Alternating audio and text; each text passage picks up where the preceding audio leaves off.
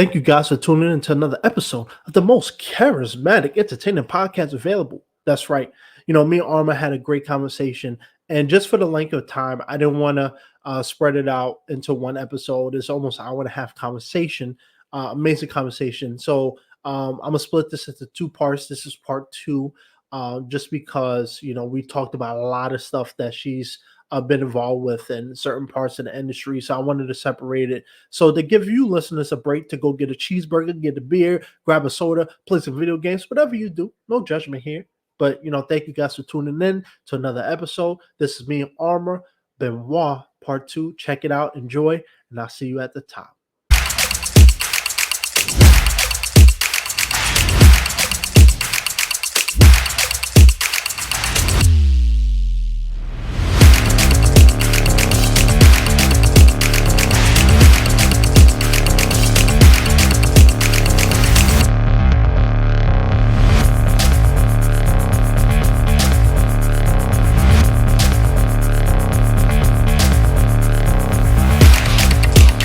Yeah, I'm not. I don't want you to disclose because TMZ is probably hacking the feed as we speak. But I will say, that's actually one of the questions I wanted to ask you before I move on to your comedy.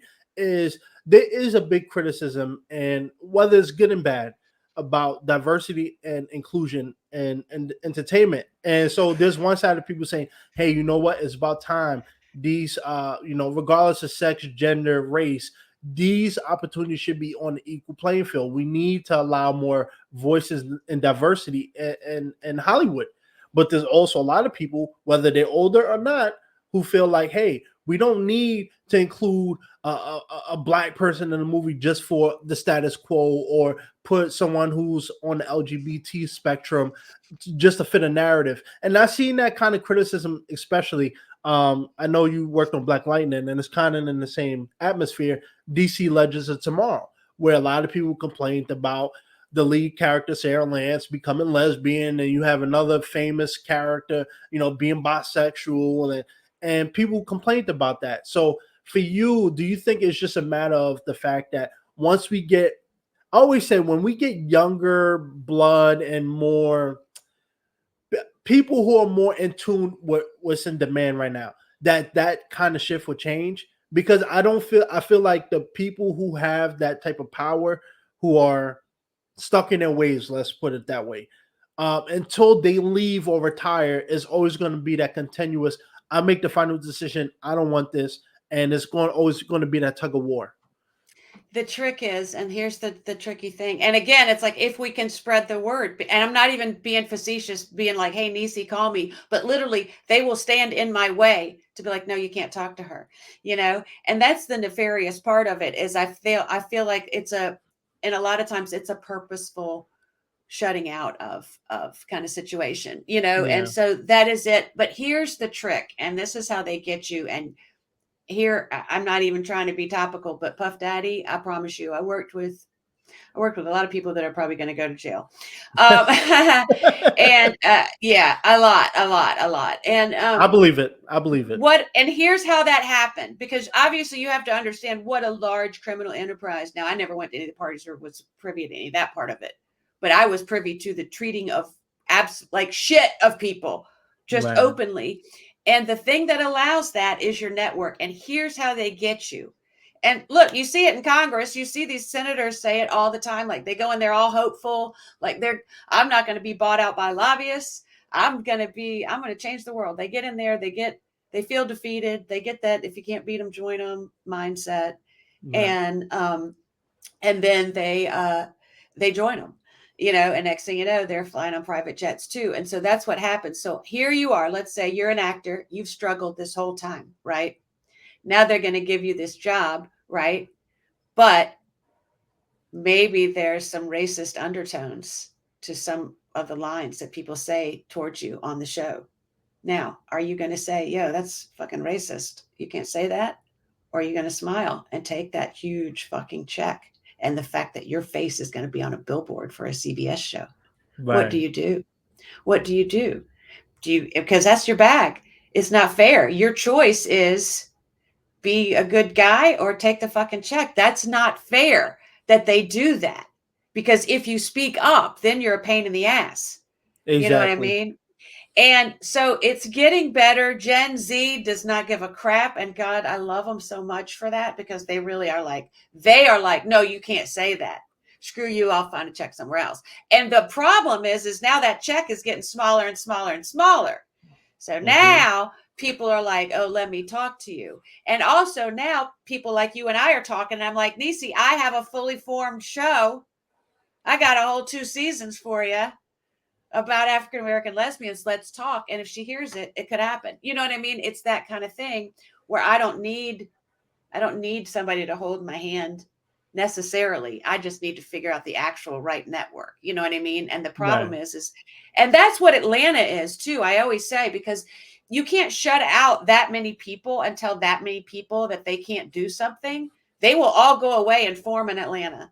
Atlanta is the place. That's why women, that's why gays, that's why trans, that's why Black people, that's why Hispanics, that's why Asians, that's why anybody can come here and have a shot. Because if you went to LA and said, I'm an actor, the first question they're going to say is, what have you been in? And if you haven't been anything big, they'll be like, you're not really an actor.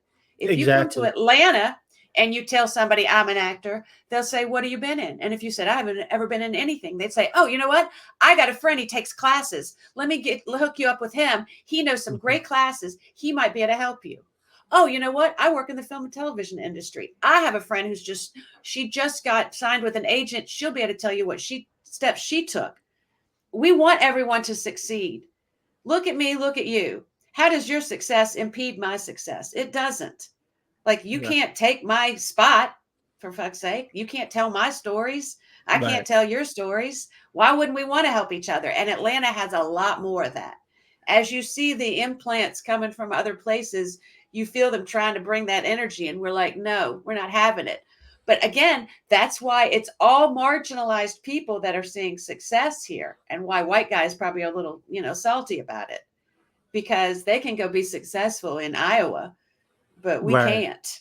Nobody's talking to Exactly. me in Iowa. You know what I mean? But in Atlanta, they do. Nobody looks at me. Well, now in Atlanta, I'm like, I did outcast for you. But now, but that's still not helping me with the TV show. That's still a whole bunch of white people. And that's the truth. And again, it's the same with everything. It's not about being $1 million quarterback. It's about being $1 billion team owner. That's where Exactly. that's where it's still all white people. You look at the heads of all the networks, it's still white people. The people that own all of it is still white men. It's all old white men. And so, yes, I mean, the good news is they die eventually. Um, but the bad news is their ideas don't, if we don't let them. So when you were saying if we get younger people in there, the problem is you need people my age that know how to do stuff, or you'll hemorrhage Exactly. money, or you won't get it. What you need is cool people, and there's also racist young people. So what you need is That's like-minded. But again, the same way, like I was saying about Atlanta, right now they're not paying anybody enough to keep their mouth shut for any reason at all. They're Mhm. not giving us frequent enough work to keep our mouths shut. And I think that we're all collectively starting to talk, and that's where the shift happens. And that's where eventually you've got a whole freaking movie crew right there, and you don't need any of them to help you put that together, because we all found each other, because you locked us all out the house. Eventually your party's got 3 old white guys in it, and the real party is in the front freaking yard at the tailgate. So we whatever, here pit we are. with P Diddy. No, okay. No, wait a minute. No. No, no, no, no. Look, I don't care what crime you are committed of. Like, I don't care what they're accusing you of. If the prosecution has that you got 1,000 bottles of baby oil in your evidence lock, you're guilty. Guilty. Yeah, I don't care. You don't got to tell me the crime. My vote is guilty. Lock them under the jail. right. That's Now speak. disgusting. I agree, and I want to, just for the sake of our media personalities and stuff. Let's go to comedy because like I said, TMZ's hacking and everybody's watching. So Right.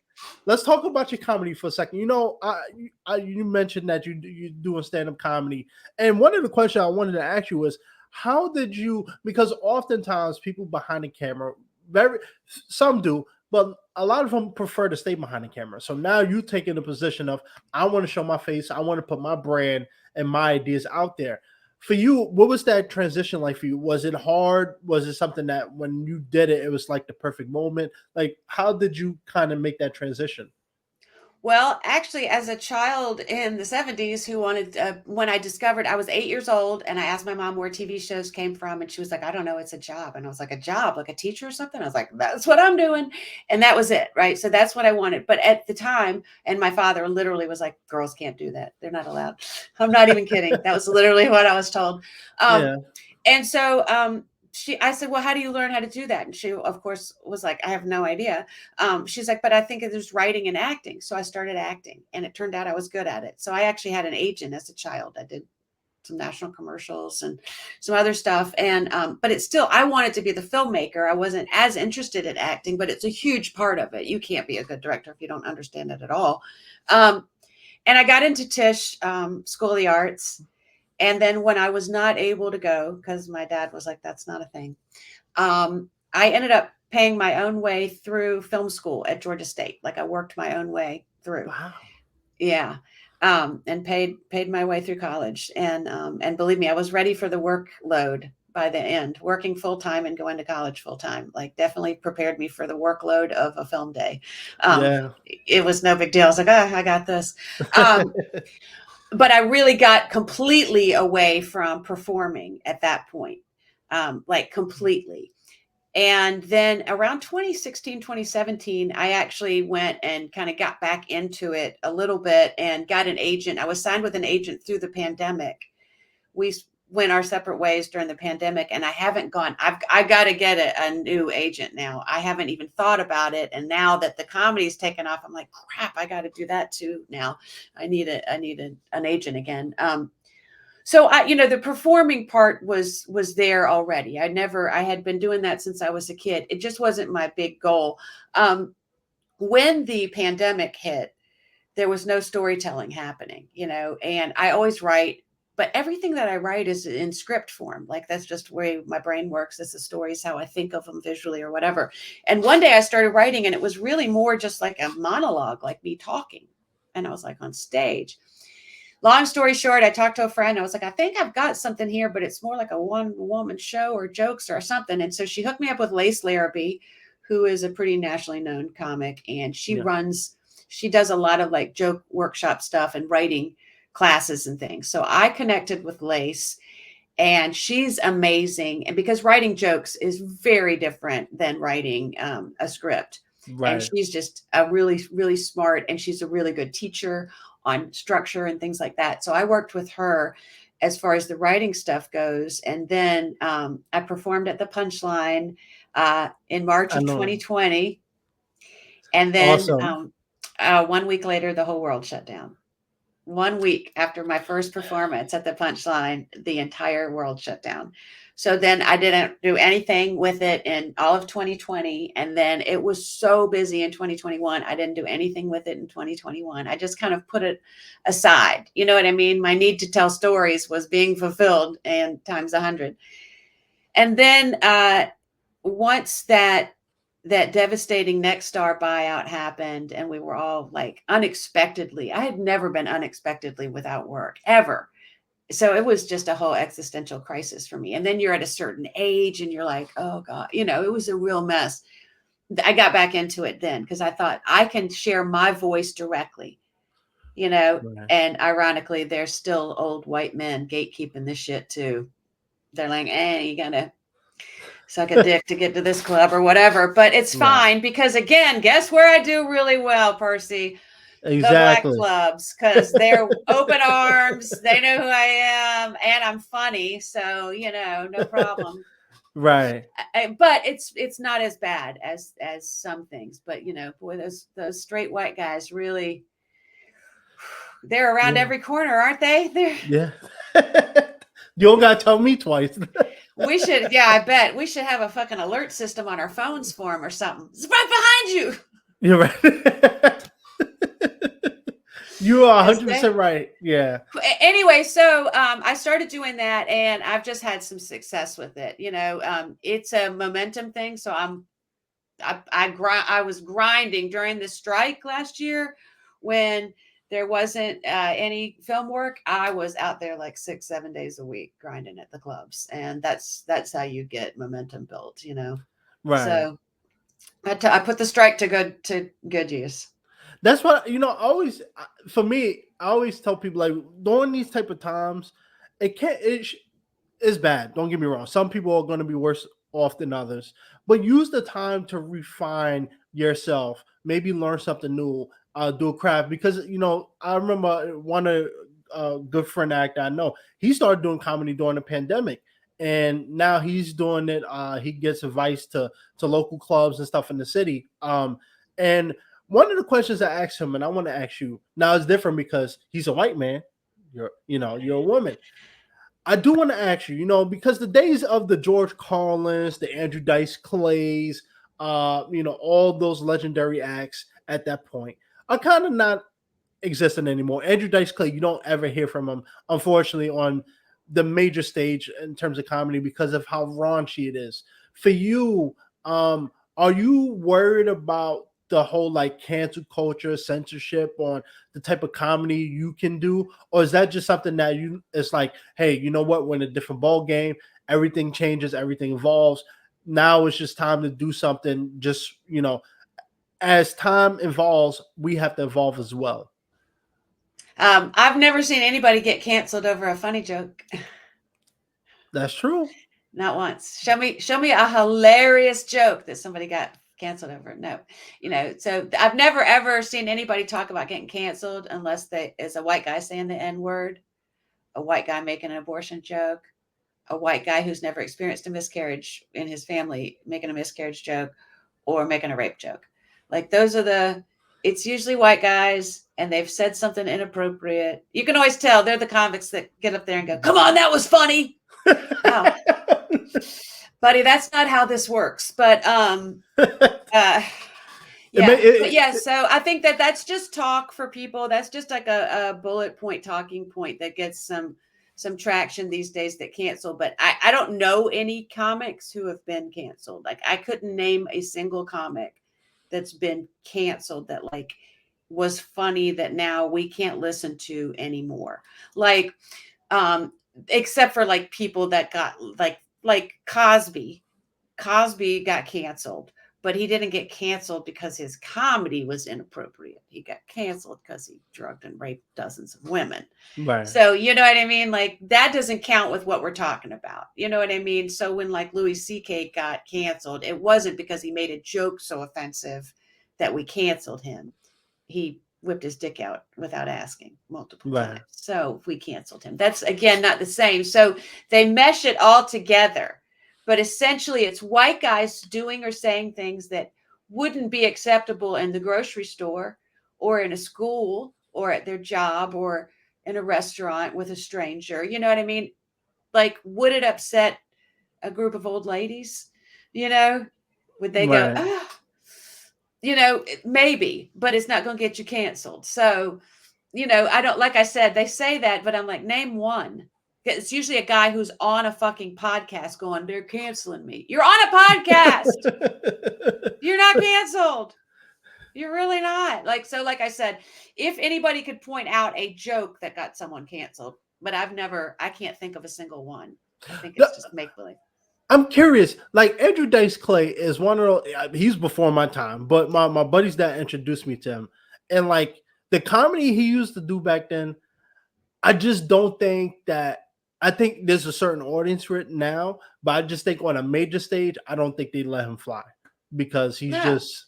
Well, I mean, it's just like back in the 80s, literally, like you would be like, that's so gay. And that would mean like, that's so dumb or corny. Like people Right. said it all the time. Like, oh, that's so gay. You're so gay, dude. Whatever, gay wad. And stuff like that. So things like that, like that's what everybody said in the 80s. It's not cool. It's not okay. And it doesn't mean that we're lame today. It means you were lame for saying that shit back then. Right. You let it slide because it was 7-year-olds. They didn't even know what gay meant. You know what I mean? But Andrew Dice Clay, he just, a lot of his stuff would work with that. He also had funny jokes too, though. Like he was funny. Like he's not unfunny, but it's the same. Like he's just one of those, like those are the jokes that would just be like, they're not funny. You're literally like calling a guy gay or saying like, oh, it might be a woman. Oh, if you know what I mean. Can't tell if Right. it's a guy or a gal. Ha ha. It's like that's not really funny anymore. You know what I mean? It's not even that Yeah. it's not even that it's canceled. It's like we're past that now. Like even old people are like, that's not funny. No. But Yeah. again, like I said, I also like show me a joke that's hilarious. It's not getting canceled. Yeah, It's that's true. But I on the to piggyback off of that, I want to ask you this. Even though because you mentioned earlier, comedy and filmmaking, obviously I know, but a lot of people may not know is different. For you, when it comes to doing comedy, is it for you very important that when you do your comedy, it doesn't stray too far off course or cross a certain line? Because we all know that when you have a reputation in any field, but being in the entertainment industry, you say the wrong joke on stage. Next thing you know, the phone calls dry up, the work right. dries up. Are you always kind of curious and cautious about okay when I do this set or when I come up with this routine that okay, I don't mind pushing the boundary here, but I want to make sure that it's still clean cut and it doesn't offend anybody. No. No. I mean, I literally have so many jokes about anal and I just change it to butt stuff if it's older people in the audience. They still giggle. Um, but no, I mean, one of the only way to do good comedy is to have it be authentic to yourself. Like it's got to be authentic. And I'm not gonna accidentally say something inappropriate on stage or off. Like I'm gonna say a lot of inappropriate things because they're like sexually explicit or I'm swearing or whatever, but I'm not going to accidentally say something offensive because I'm not thinking those things. That's not who I Right. am anyway. I don't say that in private, so I'm not going to accidentally say it in public. And believe me, after this long in the industry, I am Arma, and everybody who's ever worked with me knows who I am. Very clear about who I am. You can take one freaking look at me and go, I am who I am. I mean, look at my office. This is not a well person. Um, Let's find a me. Let's find a but me. no, it's fun, but it's just crazy. But and so no, they for me it's just about being authentic. And so no. And also I would never like disparage coworkers or disparage a show or talk shit about a studio or I'm not stupid. I would never do that on stage. I don't have any funny material about that right now anyway, but I wouldn't, obviously that is a no because when you're working with celebrities for 8 years, you're seeing you know, you could write 10 books and you don't. So I would never Right. do that. That would get me, I would disappear probably. That's true. She A just little literally Epstein.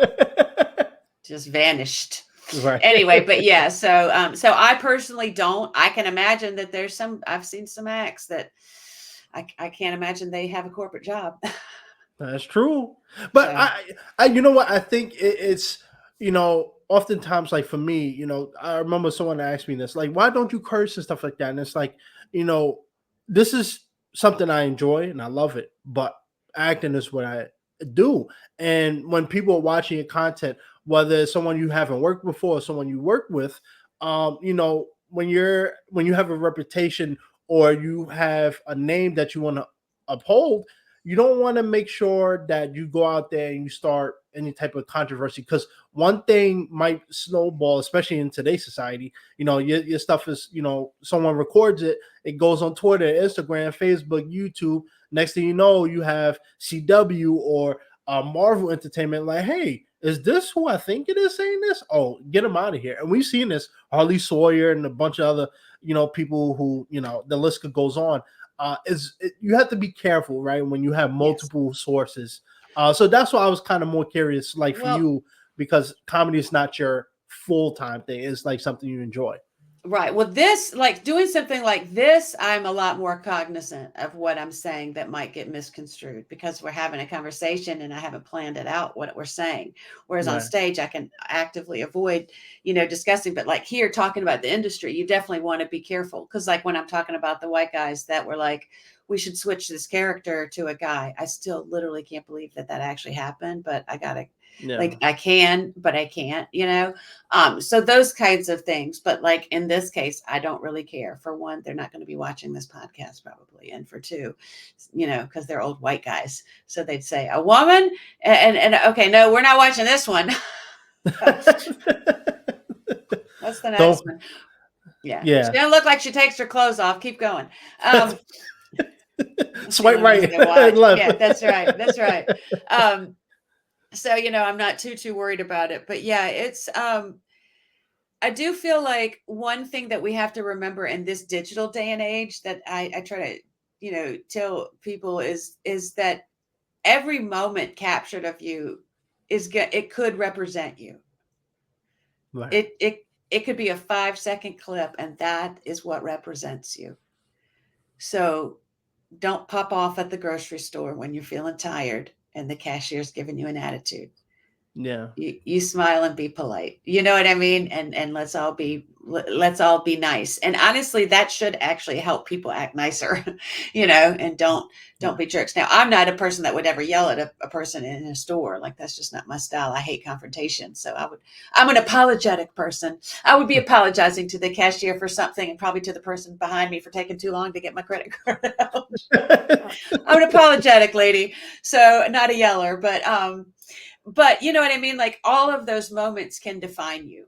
And that is something and so, like, not swearing is a smart thing. Like, for me, I swear, so I apologize, but I swear. And I try, if it's, I'm not going to go do a speaking engagement at a school and swear, I'm not that much of a sailor. But, Yeah. I can see how, like I said, it could define that one moment. They see that cuss word, and in that one person's mind, that's the moment that defined you for them and didn't define you in a positive way. So that's smart, to be aware of that. Mhm. And I think younger people are a lot more aware of that. The Yeah. millennials were the poor souls that were the canaries in the coal mine, Right. who many of millennials' lives were ruined because they were just getting on nobody had been on, like, had their party pictures put online before. Thank heavens there were no camera phones in my 20s. Woo! Yeah. Yeah. Right. Lord, Be serving cheeseburgers, right? you'd have intimate knowledge. Either that or I'd have a successful OnlyFans. I don't know. We had some crazy parties back then. Yeah. Right. Hey, don't knock it till you try, right? That's a Only nah. grands, okay, at this Only age, I grand. think. Only De Niro. Oh no, I was saying grand like granny, because I'm Oh, old. you're not old. You just have 50, experience. That's I'm how I look at it. 53. It's okay. Hey, 53 is in today's society, 53 is not that old. I Oh, would say, and it's not old. I keep joking. I'm like, I don't get it. Why is everybody like, ew, when you get older? I'm like, I think it makes you a badass, right? You yeah. know? You know what Yeah. it is? I think, especially now with the way how social media has overtaken even just the entertainment industry, right? People are very self conscious about it because it was actually something that you mentioned. This one actress, I'm forgetting her name. It might come to me, but she started off when she was a teenager. She's in her 40s now. It's Emma Watson from Spider-Man, and she's done a lot of other uh, great movies. And Yeah. people was talking about her because she had a movie come out, and they was like, "Hey, she looks old. She's only 43, 44 now." And it's kind of one of those things where we often see people when you start showing a little wrinkle or whatever, people start saying, "Oh, you're aging out. You're not going to get as many roles. You're not going to get as many opportunities. You're old and washed up." And I think part of that is because our society has, when we look at the cameras, when we go on Instagram and social media, we want to see the pretty, youthful, good-looking people. So I think it's ridiculous. I know very many older actors, over the age of 45 who are still working a lot today. They're still out there making their money. Oh They're yeah. out there having a career. It's whatever you define as, right? And I think, Well, you know, absolutely. Yeah, yeah, for sure. And it's to speak on that is there's an experience level that you gain from that too, but also I feel like in the from being an experienced actor, like an older actor is going to be killer because they know what they're doing, and they're going to be better and better as they get older. But besides that, I think that one way that's going to like we'll combat that is having more women behind the scenes. I agree. Yeah. because women aren't going to be like, oh, she's too old. And also, women aren't going to be casting a 22-year-old to be the wife of the 70-year-old actor, you know. So again, I know I promise I like men, but these old white guys that are going, we can't Yeah. have a 40-year-old woman with a 70-year-old actor. We need a 20-year-old woman. And like, that's perpetuating it. That's what's happening. And they're all we're getting shown is 25-year-old flawless women who are models. You know what I Yeah. mean? And when you have women casting, then they put realistic people in there and it's, going to work out better. Yeah, I 100% agree, and that's one of the biggest things for me. I've kind of realized over the years. It's like I watch a lot of newer it hasn't been as bad, but I know over from like 2018 to like 2022, there was a period of like almost every Netflix show, any new show that was coming out, it was kind of this thing where the lead actor and some of the other actors who weren't the leads but were integral to the storyline. They had the chiseled jaw, six Oh, pack, great eyebrows. The women voluptuous, yes. look like models, which is great. But then when you look at the acting, you're like, hey, this person can't act out of a can of tuna. So it's like I think it's shift. I think now we're starting to see a evolution, if you will. I think we won't really get that height peak of actual true equality and diversity probably for another 10, 20, 30 years. But I think as like I said, like you said, more like-minded, newer people, all these lawsuits and stuff coming out, famous directors getting, canceled and thrown out for egregious behavior. As those people age out and get out, we'll have more chances of people like you, people like me, and other people like-minded come in and start reimagining what the industry looks Yes. like. It's just Totally. when you're older, I always, people think it's ageism. I don't think so. I think when you get to a certain age, and my mom's like that. She's almost 65. And it's like, I've seen how she used to be so open minded. And now she's stuck in her ways. And you see that with a lot of older people. It's hard for them to imagine, hey, a man could be bisexual and still be a great actor. For them, Yeah. it's kind of like, we're not quite there yet. I want to keep what the original was in the 70s and 80s. That's what I want to see. So I think we just need more progressive people, leaders ahead of these corporations, and then things will get Absolutely. Yeah, better. that's it. It's the ones at the very tippy top. Like we're pushing our way up there though, aren't we? We're getting Yeah, there. We're getting there. But yeah, once we get to the tippy top, then a lot of these literally like all of the problems that we discussed today, we could eliminate. that's true. And we could go down this rabbit hole all day. Yeah. Uh, but I want to ask you, thank you for being generous with your time. It's been a pleasure. I won't keep you on here too long. I know you got other stuff you got to do, but I do want to ask you, what is next for you? Like for you, what do you envision? You've done it all. Oh well, you've done a lot. I want to say you've done it all because that's subjective to I got more to everybody. come. For you, like what is your ultimate goal, or what is something like a movie, a project, or a music artist, whatever, or comedy? What is something that you really want to do and explore and really achieve? The shows, starting with the one show that I've got, but it's actually from a group of shows that go together but don't go together. And that's all I can say about it. But that's really what I want to do. I want to tell my own stories. I have spent my entire career in service of other people's stories, Right. and I want to tell my stories now. So being on stage is really rewarding because I'm telling my stories, not someone else's. But what I'm ready for now is the combination of all of it and to tell my stories on film, tell my stories through film and television. And that's really, really, really what I want. And I'm a little blind because as long as I've been in this industry, again, it's been a lot of people that are, girls can't do that. So now girls can do it, but I'm like, okay, but how? so, I'm exploring all new worlds there, and that's really, but that's it, and I'm not scared to say anymore because, that is what I'm going to do. That Right. is what I'm going to achieve. I'm going to get these shows made, and that's what I'm going to be doing. So I would just like that to happen sooner than later.